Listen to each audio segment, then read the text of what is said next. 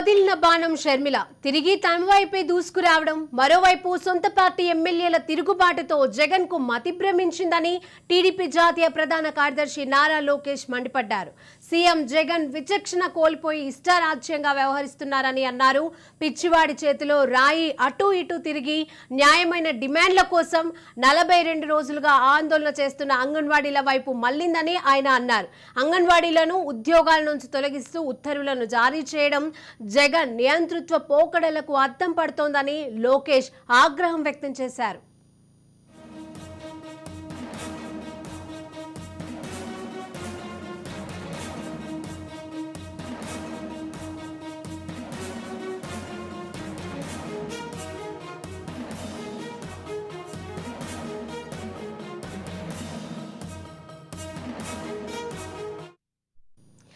తాటాకు చప్పులకు లొంగని అంగన్వాడీలు చెలో విజయవాడకు పిలుపునివ్వడంతో తాడేపల్లి ప్యాలెస్ లో ప్రకంపనలు చెలరేగుతున్నాయని లోకేష్ అన్నారు.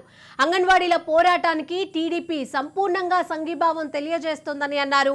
ఇప్పటికైనా జగన్ ప్రభుత్వం మూర్ఖపు చర్యలను విడనాడాలని, న్యాయమైన డిమాండ్ల పరిష్కారానికి చొరవ చూపాలని లోకేష్ డిమాండ్ చేశారు.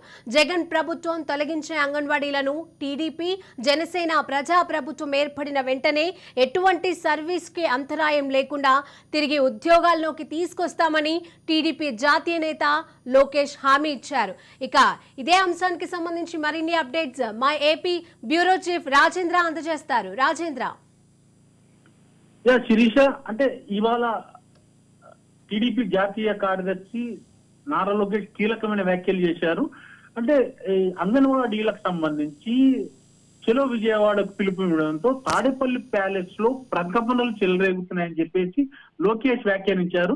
అంగన్వాడీల పోరాటానికి టీడీపీ సంపూర్ణంగా సంఘీభావం తెలియజేస్తుందని చెప్పి లోకేష్ చెప్పారు. ఇప్పటికైనా జగన్ ప్రభుత్వం మూర్ఖపు చర్యలను విడనాడాలని, న్యాయమైన డిమాండ్ల పరిష్కారానికి చొరవ చూపాలని చెప్పేసి ఒకవైపు లోకేష్ డిమాండ్ చేశారు. కానీ అంటే ఇక్కడున్న సమస్య ఏంటంటే వాళ్ళు ఇప్పటికీ 4 దఫాలుగా చర్చలు జరిపినా కూడా ప్రభుత్వం స్పందించకపోవడంతో చివరకు వాళ్ళు విధిలేని పరిస్థితిలో జగనన్నకు చెబుదాం అనే కార్యక్రమానికి అంగన్వాడీలంతా బయలుదేరారు. చలో విజయవాడ పేరుతో బయలుదేరారు.